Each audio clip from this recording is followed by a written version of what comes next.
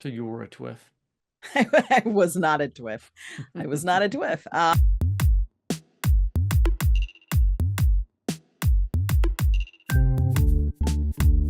Hello, this is the Fiction Nonfiction Podcast from Literary Hub, where we believe that every issue in your social media feed or on the evening news has already been tackled somewhere in literature. I'm Whitney Terrell, author of the novel The Good Lieutenant. And I'm V.V. Ganeshananthan, also known as Sugi, the author of the novel Brotherless Night.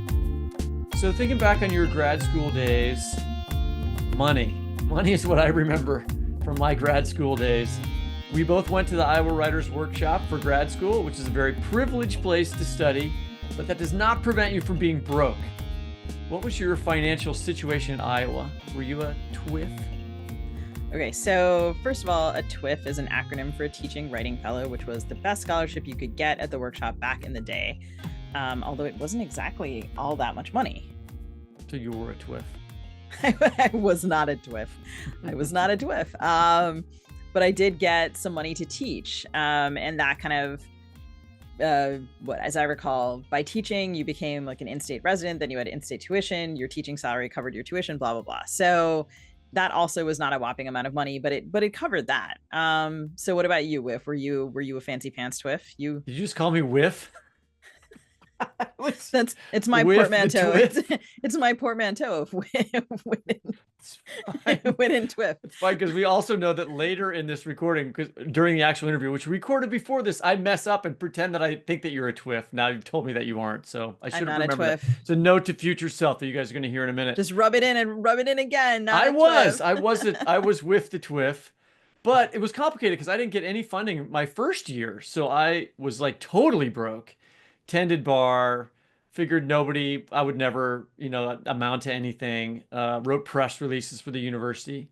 And, I got by that way, So I had been making $30,000 a year at the Atlantic, a whoppingly large salary. No. That does seem like a lot of money to me. 2002, so little money in Washington, D.C., which was where I was. It was the pits. And I went to Iowa and I was terrified about money. And in my first semesters there, I was working 4 or 5 part-time jobs. I was doing freelance political writing. I was editing college admissions essays. And my friend James kind of took me aside and was like, Sugi, don't miss grad school because of your 17 part-time jobs, which was an intervention I really appreciated. It is hard. It's hard. I mean, I do advise my students now, don't overwork yourself. Try to find time to write, but at the same time, they're trying to survive. Anyway, I mean, I did not mind tending bar. It was probably more fun than reading college admissions essay, at least for me. Why are we reminiscing about all this? Because today we're going to talk to Curtis Sittenfeld about her new collection of stories, Show Don't Tell. And the title story of that collection is set at a place very much like Iowa and involves competitive writing scholarships. Curtis Sittenfeld is the best-selling author of 7 novels. Her books have been selected by the New York Times, Time, Entertainment Weekly, and People for their 10 best books of the year lists, optioned for television and film, and translated into 30 languages. Her short stories have appeared in The New Yorker, The Washington Post, and Esquire, and in the Best American Short Stories anthology, of which she was the 2020 guest editor. Her nonfiction has appeared in The New York Times, Time, Vanity Fair, The Atlantic. Well, that was nice. I'm glad to be included. I know you guys just had lunch. I'm not in part of the Minneapolis writer social scene. I know. You could be. All you'd have to do is move to Minneapolis. I can barely deal with the winter here. I seriously, I can't handle it. But here here's another group that I was also a part of that I don't know if you were a part of. Were you a TWIF when you were at Iowa? Do you want me to answer that? Are you asking me or Sugi? Yeah, I'm asking you. I know Sugi was. I was. No, I wasn't. Sugi, that's right, you weren't. I'm sorry, I forgot. I made you one because you got so outraged when I asked you about it. So neither one of you were TWIFs? I was a TWIF. Oh, you were. See? Whitney, I don't know if you heard me. I was a TWIF. No, I'm just affirmatively. Good. Well, how was that experience for you? Oh, the pinnacle of my existence. No, I mean, What was the good thing about being a TWIF? I was one my second year. I think it was that we got to teach creative writing classes. Was that it? Did you teach creative writing instead of yes. Yeah. Yes. So you taught creative writing and you read the applications for the next incoming class, which I guess we were all young enough during our times at Iowa that we saw that as a desirable activity instead of a burden. We were all naive enough about the world. I will say, so okay, so I was a TWIF in the, I mean, I guess it would be fall 2000, spring 2001. And I would say, I mean, this is an absurd thing to say. I think I selected a disproportionate number of the incoming class for the following year because I stayed in Iowa a third year and went to like just enough workshop parties to be like, what am I doing? Is this awkward? Am I a gigantic loser? But I encountered a ton of people. Oh no, my after all that, my alarm just went off. To encounter a ton of people that I whose applications I had read and enthusiastically endorsed. I have somewhere a box of the worst stories that I read, some of which were I in Oh my God, you're remarkable. don't know. terrible. I don't know if you're supposed to admit that. Oh my God. Get Sam on the There horn. were That's not. some really crazy ones. I'm not going to talk about Oh that my now. God. It also, I think that's also a sign of your youth that you were like, it's noteworthy and I will save and like hold on to these examples of really bad writing. Like, oh, they're I so just they're so uncommon. I just felt like people wouldn't believe me at how bad some of these stories were. My God, I'll tell you Whitney. about them after the I show. think you We should can't. edit this out of the episode. We'll be demonetized if I talk about the stories. All right. So, Yeah, but maybe by name of author. in Show Don't Tell, your By the way, protagonist this is Ruthie. totally you should cut this, but this is totally what if you were like We're not cutting anything. two people who went to the Iowa Writers Workshop have a podcast, and then they have like a guest who also went to the Iowa, and they sit around and talk about how bad some of the applications were from like 30 years ago or something. In Show Don't Tell, your protagonist Ruthie, first year graduate student, has applied for a Peasley Fellowship, uh, which I assume is similar to a TWIF. And the story reminded me a lot about other things about my time at Iowa. When so many things considered normal then would totally not be allowed today, um, like forcing students to compete for scholarships. So I don't think they do that anymore, at least not on a like rolling, like each year you apply basis, or claiming that good-looking women can't be writers, as one of the characters in the story does, or pondering whether giving a famous writer a blowjob on the ride back to the hotel would be a good idea, as the narrator does. Um, I felt like I was looking back on like a disappeared era in a way, which just made me feel scared and old. It was sort of like the way that I would like think about the 60s when I was a kid. Um, was that an era? Like looking back to the inequalities and excesses or things that we would think of as crazy now influenced the way that you became a writer and a person? Well, okay, to answer one of your questions, I think yes, that was an era, and I think there's like many things that we could sort of hold up from the late 90s when the story takes place that people would, especially like a 25-year-old today would think like, what? People did that and said that and wore that. And I mean, you both teach and I don't, but it seems like the workshop itself has changed drastically since we were graduate students. Oh, for sure. What are ways that you think it's changed? I mean, well, first of all, of course, Sam Chang is the director, and Oh, there's a lot. I don't mean workshop Oh, you mean like, uppercase. I mean any writing workshops, I think. I think that so many fewer instructors silence the writer, Hmm. um, because that just seems a method based on a demographic that isn't the one that's in the class. Hmm. Um, that to me is the major difference. And I think that people are more interested in reading other people's stories on their own terms rather than sort of just wishing that someone had written a different story, which was Hmm. always like a particularly sort of stupid discussion that would like sort of be like, here we are circling the drain artistically. Like why are we having this conversation at all, which is really about I don't know, someone else's baggage about what they wish the story was about, and like has nothing to do with what the writer wishes to have accomplished. um yeah, for I me, think that those are maybe the affairs two between things. students and teachers do not happen and are like not allowed, basically. Like there's actual, maybe in, well, somebody just made a face. So at least in my program that I know of, right? And that was much more common. Yeah. Who made the face? I You, did. I didn't. you rolled your eyes. Well, I'm just imagining like someone listening to the show is like, yes, they do. Okay. um All right. I mean, I mean, it's in the bylaws of our university, you know, that you can't. I think maybe not for graduate students, but at least for undergrads, and that sort of feels like it applies to graduate students. I don't know. That seems very, very, very frowned on compared to what was basically like common practice in a school. Yeah, a lightly frowned on Yeah, not even in frowned the on, olden days. you know.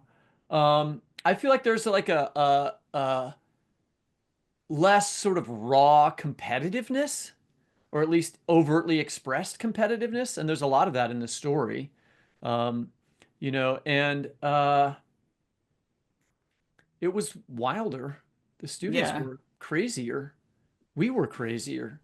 I noticed it with my son, who's 15, and you know, like his students, his classmates are just not, unless I'm missing something. God, I feel like Whitney, the terrible. what did you do, Whitney? I What did you said, do? they just don't. They're not drinking. They are, you know, like it is much more cautious. I think they feel like the world is more dangerous than we thought that it was or felt like it was. They're not wrong. What do you think, Curtis? Well, I don't teach, unlike both of you. So, I mean, like I've occasionally, um, I've occasionally done some teaching, like it'll be like a conference for a few days or a long weekend or something. And I will say, I think this was in 2019, I was teaching just for a couple days, and a student spoke up to kind of interject d during the time that her piece of writing was being discussed, and I kind of said like, "Oh, shh, just don't." And sort of, I think I had heard that sometimes students talk during their own workshop, but I thought that I think I thought it was like fringy or something. So it was almost like the way,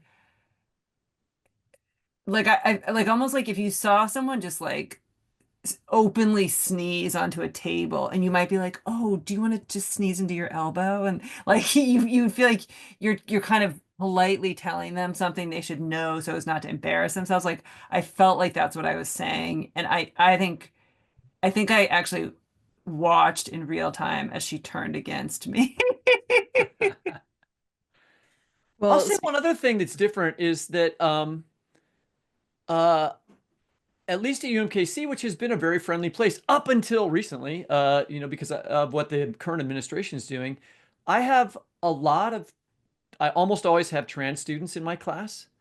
Um, and I have a lot of members of the LGBTQ community, and that comes out in the writing. And that was very rare to see uh, when I was at Iowa. What years were you at Iowa with? I was there like I graduated in like 94. Okay, and then I graduated in '01. And Sugi, did you graduate in like '05? yeah, that's right. And I mean, there were a lot of queer writers in my class. Okay. So interesting. Yeah, so the Me Too movement, and various other like sort of more inclusivity around LGBTQ populations, like all of that having its effect on the workshop, lowercase w. Um, and I don't know, I think for me, like capital W workshop, one of the big changes from when I was a student was that when I taught there in the fall of 2016, I just had a huge number of students of color, BIPOC students in my workshop. And speaking of cultural change, in your story, White Woman, LOL, which, if I'm remembering correctly, was originally like Oprah. Um, It was the published on the website of Oprah magazine. um, the white narrator, Jill, is excoriated on Facebook for asking a table of Black diners to leave her friend Amy's birthday party.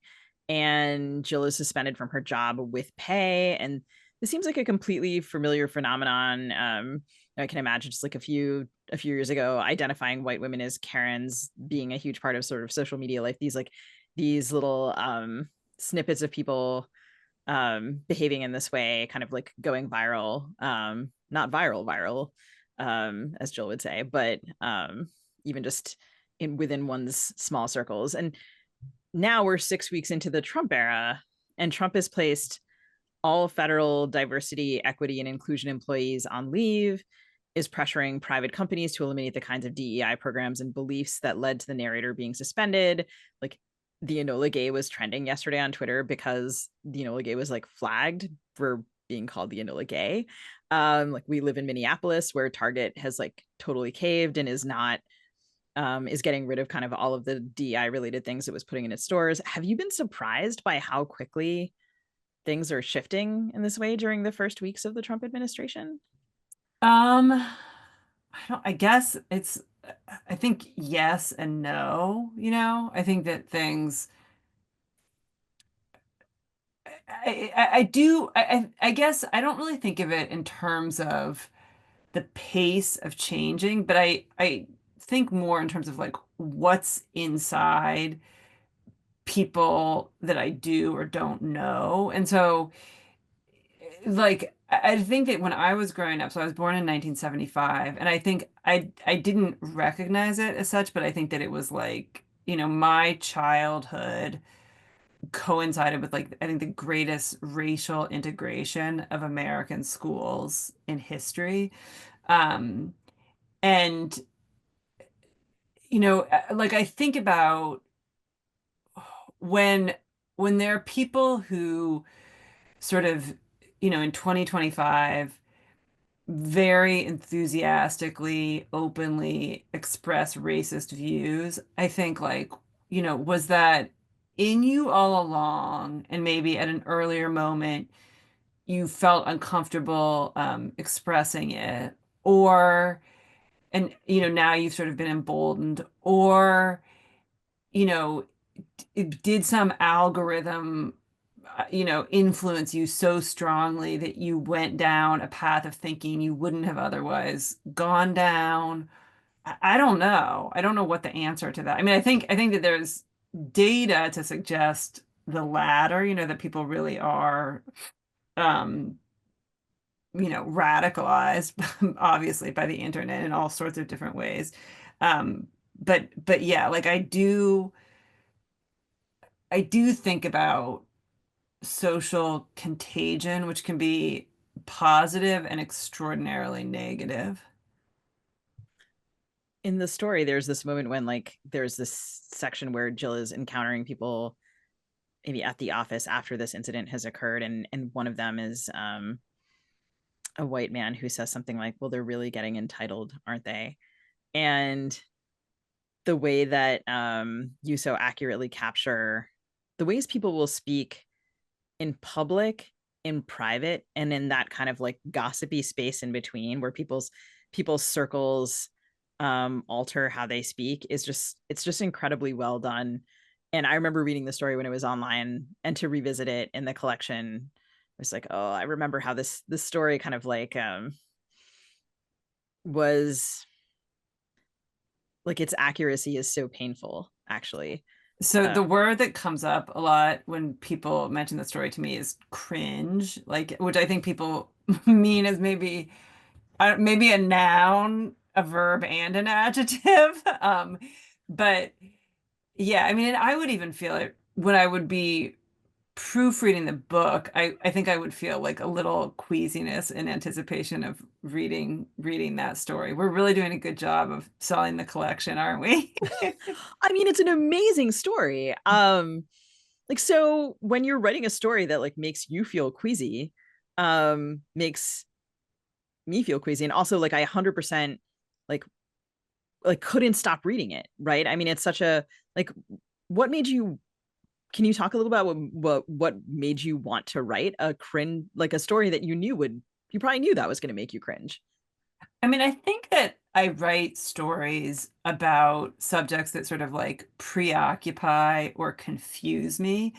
And certainly seeing these kinds of videos and, seeing white women, kind of sort of try to tell on other people, or prevent people from accessing the spaces that are public spaces, or that maybe are like private spaces, like an apartment building, and kind of saying, no, you don't belong here, not knowing like that person, who tends to be a person of color, does live there too, like we both live there. Like I think I would kind of feel like, what is going on, like in these videos, like what does the person, the white woman in these videos, does she would she be in agreement about, how she's coming across? Like, is it like a factual misunderstanding, or do the facts actually not matter? Like, like kind of what is the sort of mental state? And then like, how does that, like, I don't know, just sort of like collectively, like how we decide what is and isn't acceptable behavior, and then like in moments of that shifting, like what does that all mean? Which, I mean, who knows what it all means, but I think it can be examined through very specific situations. Jill is also, I mean, she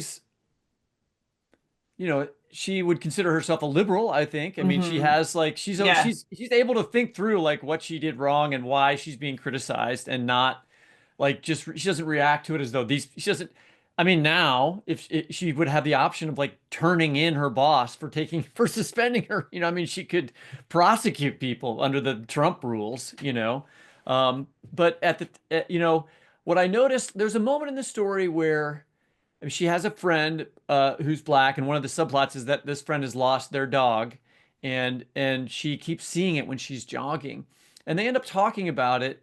And I wonder if you could talk about like I thought that maybe you were trying to get at this idea of like the way the internet creates a sort of public argument, and that's different from what people do when they're in private.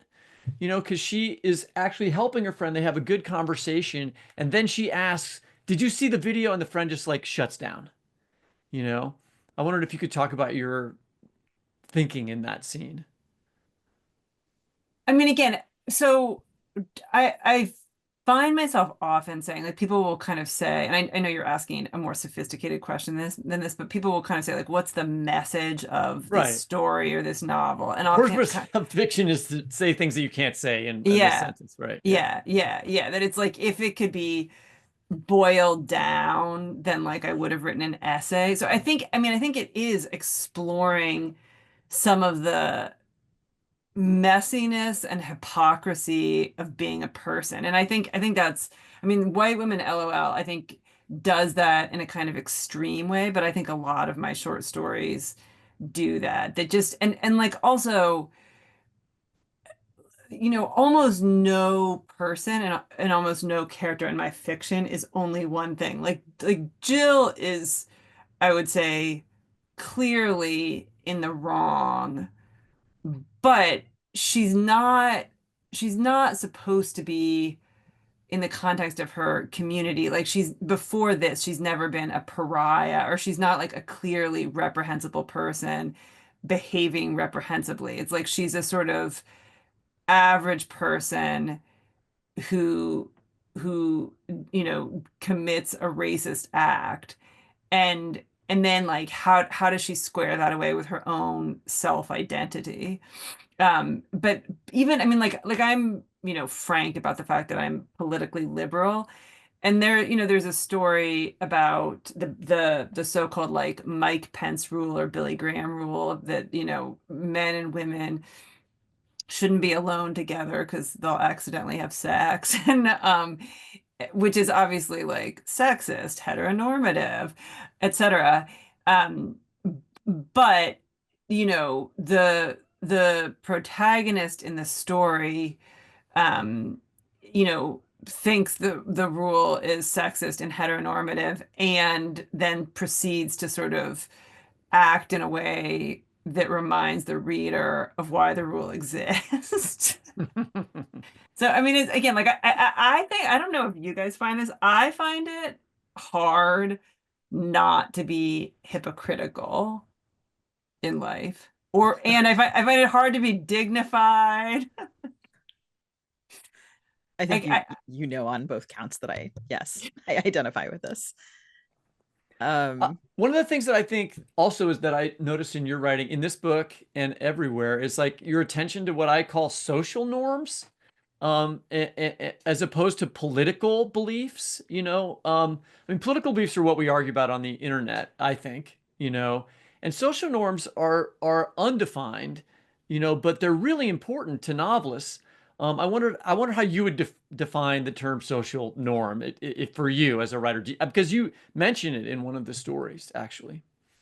um, I think that, I mean, I would define social norms as just sort of the unspoken but seemingly agreed upon ways that a community behaves. Do you buy that? Does that Yeah, seem I totally do. I convincing? mean, my example of that is I mean, I feel like they're really important to writers, and I would talk to my class like, if you're a woman and you're jogging in the park, and I, a man, am running faster than you, and I catch up to you, but then I don't pass you, how long does it take for you to feel uncomfortable? And everyone says 5 seconds, you know, a second, you know, but there's no rule that I can't run slowly behind you. But everyone knows you shouldn't do that, you know. Everyone does know that. So the social norms come up in the story, The Marriage Clock. And there's this moment when a man named Brock Lewis, who's this kind of like, at least to me, an improbable heartthrob. Um, he's married and he's written this like super heteronormative book on how to stay married.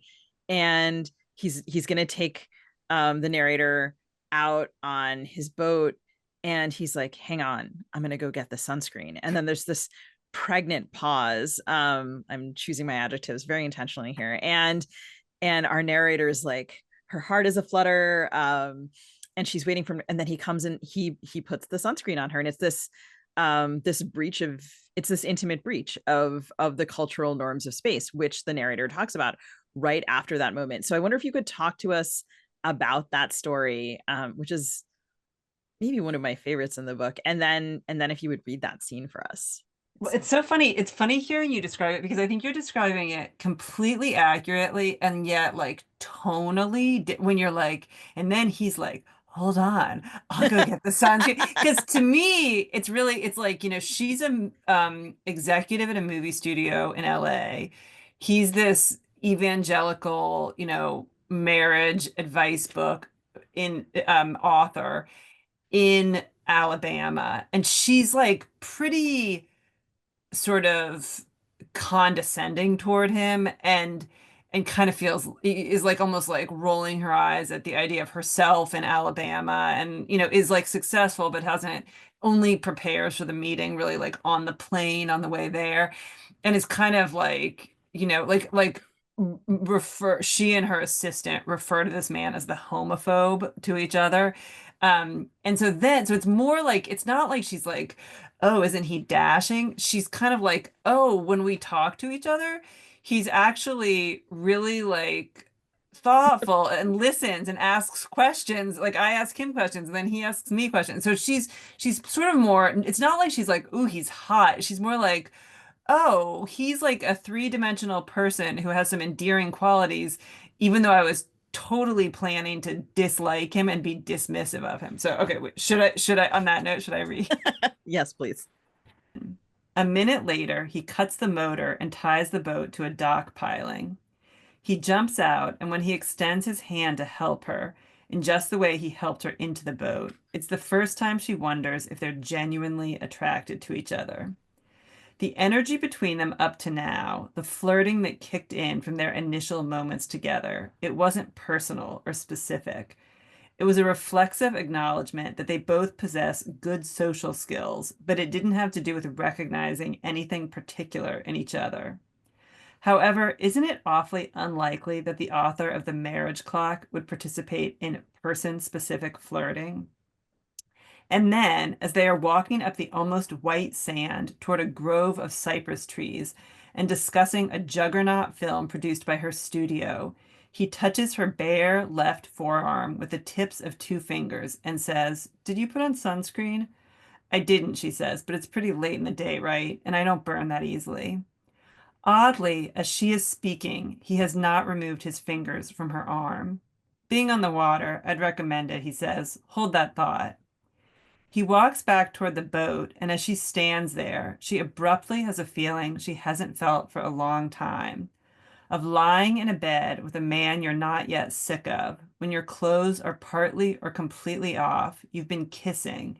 He gets up to quickly do something or retrieve something, and you're sure that when he returns, you'll have sex. It's that rare experience of waiting for an imminent good thing you know for certain will happen, which, given the circumstances, is a preposterous comparison, except that as Brock approaches, holding a tube of sunscreen, instead of passing it to her, he squirts some onto his fingers. When they are standing close enough to kiss, he says, "Look at me." He proceeds to spread the sunscreen on her cheeks, nose, forehead, and chin. What he's doing, what she's allowing, isn't this shocking? But behind her sunglasses, she has closed her eyes, which helps her pretend it's not. There was, when he touched her forearm, some capitulation, followed by a desperate flare-up of want, and his fingertips on her face are rapidly intensifying it.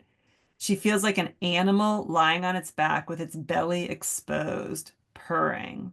What is happening? Actually, she knows what is happening in the technical or factual sense. She once took a meeting with the co-authors of a book about proxemics, or body language and cultural norms of space. The book would have been even more of a stretch to develop than the marriage clock, and the studio didn't end up optioning it. But Brock has just entered her so-called intimate zone, which for Americans is between 0 and 18 inches. However, what he is doing symbolically, what he believes himself to be doing, she has no idea. Thank you very much. That's a very classic example of social norms. The holding the fingers tips on his her arm while he's talking, and all of that I thought was really brilliant. We should say that she's there to try to convince him to let there be a gay couple in the movie that they want to make from his book, and he is saying no, and that's the sort of source of their argument. And I feel like one of the projects of this book is to actually put people whose political beliefs differ, like Brock, in the narrator of the marriage clock, in the same space and force them to interact in real time, in the world of social norms, not political ones. But that's just me. Is that a fair way to think about your strategies? Um, I mean, I think that I think in very specific situations. So I'll have an idea and I'll think like, oh, that could be a short story. And a lot of times, I mean, we all know conflict is good for fiction, right? So it's like if I think about two characters who are like disagreeing over something or, have conflicting beliefs or whatever, that's always rich. Or like the fact that her studio wants to make a romantic comedy out of this marital advice book, and um the fact that they're in disagreement, she and Brock are in disagreement before her plane even lands in Alabama. He wants all the couples in it to be straight, she wants at least one to be gay. Like they're already disagreeing, and so the story, it's almost like the story has started before it started.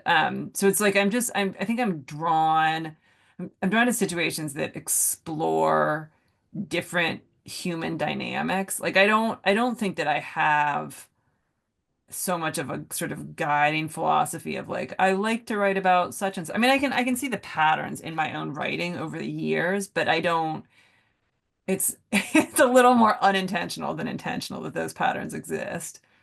So, we're talking a lot about time and the way that people do and don't change over time, how we translate those changes. And there's a story in here called Giraffe and Flamingo that starts with the narrator talking about her mother's stories of childhood. And then it moves to the stories the narrator tells her children, and she tells them a story about living in a quote co-ed dorm, which would have been incomprehensible to her own mother. And she tells her kids co-ed means boys and girls together, and her daughter responds, and theys and thems. And I'm wondering how you thought about depicting time and social change in the collection. So this is so well, okay. I think that time is a fascinating plot twist. And I mean, you both were asking like, am I surprised by the sort of, rapid shift toward DEI? Like it's almost like everything happens slowly and quickly simultaneously, right? And like so many events that transpire in our own lives, like like it might seem like we're waiting and waiting, and then we're like, oh, like that happened so abruptly or whatever. Like it's very weird to experience time. And something I think about a lot is like if you and I, know each other and then don't see each other for 25 years, nothing inherently interesting has to happen to either of us for it to be interesting to see each other again, right? Like it's just like your life has to take some shape over that long, or even if it's like the absence of activity or the absence of changes or something. So I do feel like just your place in the world changes so much, whether you go from like 10 to 35 or from, 35 to 60 or whatever it is. So I just find time to be like irresistible as a plot device. I love that. That's amazing. Time is a really good plot twist. And related to that, I feel like I cannot possibly let you go without asking about the return of Lee Fiora. So our listeners, maybe I've told the story on the show before, but I'm going to go ahead and tell it again. Um, that when I was a graduate student at the University of Iowa, I went to a reading for prep, and I didn't know you, and I was so excited. And I was sitting there in the audience at Prairie Lights, and I got one of those prep bookmarks, which I still have. Ah, Um, and so I was super excited when you told me that Lee Fiora would be coming back in a short story, which does appear in this collection. And I wonder if you could just Lee Fiora appears in a story sort of about returning to alt. Am I saying that right? yeah. And for her class reunion. And I wonder if you could just talk about that story, choosing to return in a way that, I mean, I'm sure I was not the only person who was like, what? Tune into our YouTube channel to see me leaning in with excitement. Wait, is that, I know, does the what mean like what? I'm so excited, or like what are you doing? What are you thinking? No, like what I'm so excited. I mean, I'm the person who's gonna watch like Die Hard 700. Like I always want the sequel. Um, so Wait, hold on. When you came to my reading for prep in 2005, did you get a book signed? Like, did we interact? I think so. Um, Yeah, I mean, it's the book is actually at my parents' house, so I don't have it on hand to oh, check.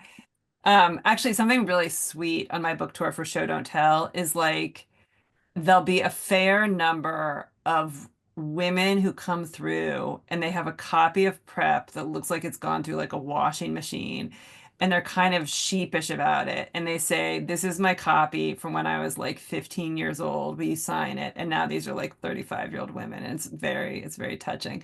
um okay, wait, I have one other thing to say that then I will answer your question. So do you all know that something, as we're reflecting back on time, so I was first a guest on this podcast in 2018 for my first story collection. You Think It, I'll Say It. And I confess I do not remember meeting you in the signing line, Sugi, but based on that, I lived in St. Louis at the time. You already lived in Minneapolis. And then we did an event together. You very graciously did an event with me. Like I was like, I don't know any writers in Minneapolis. Oh wait, I know that woman Sugi that I was on the podcast with. And now we're like great friends and see each other, all the time. Like maybe we were meeting, like had lunch together today, but we were saying maybe not every single week, but like, pretty like several times a month. So I owe it all to fiction, nonfiction. my beautiful friendship with and Whitney. I very much enjoy seeing you when we're in the same place. We do not live in the same city, and we do not see each other several times a month. But Although you came and did, I remember you came and did the Writers for Readers event here in yeah, Kansas City yeah, and yeah. had family, I think, Yes, we and both had family Tom there. Frank was there. Tom It was Frank a was big. there. I know, I know. It's fun. It's fun being a writer. It's such a privilege to be a writer and know other writers. Okay, so why did I visit? Why did I revisit Leaf Your Out? Like, I mean, I think I had a little bit of the feeling. I had this realization that my story collection would come out 20 years after prep had. And I think I had a little bit of the like like reflective tendencies that like a reunion might bring you. Like if you're like, oh, I'm going back to my 20th reunion. And I had considered, at one point I had considered writing an entire novel length sequel to Prep and then kind of decided it wasn't a good idea. But I'd had some ideas for maybe like a lost chapter. And then I was like, oh, what if it's a lost chapter that's essentially a story? And what if it has two timelines? And it just seemed like, why not? And I also, I mean, I thought to myself, I'll write it, and if I don't feel like it clears a threshold of quality, I'll pretend I didn't write it. I'll hide it away. But I Isn't that felt what always happens?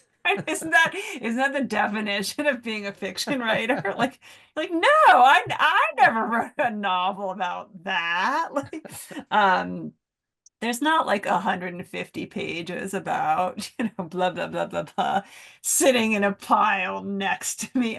So anyway, that's why I wrote the prep sequel story, which is called Lost But Not Forgotten. And I also will say something that I find really funny is people almost have been like asking my permission, like if it's okay if they jump ahead and read that first. And I'm kind of like, there's something very sweet about thinking you need anyone's permission, like, and for that of all things. Yeah, Well, it is. I mean, it's last. it is less, but yeah, I mean, maybe, I don't know, maybe there's like a higher rate of obedient people among readers, readers of short story collections.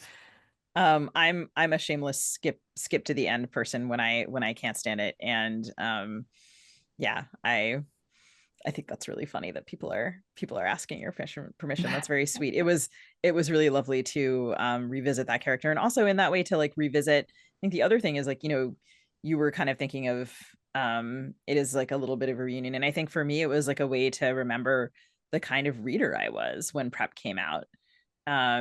And also that like in the span of time since meeting this character, I had gotten to know the writer and she was my friend. How lovely that was. Oh, So we are so happy to have you back on the show. Thank you so much for joining us and for sharing your work with our listeners. And everyone, you can find Curtis's most recent brilliant collection, Show Don't Tell, at your local bookstore. Don't miss it. thank you both so much.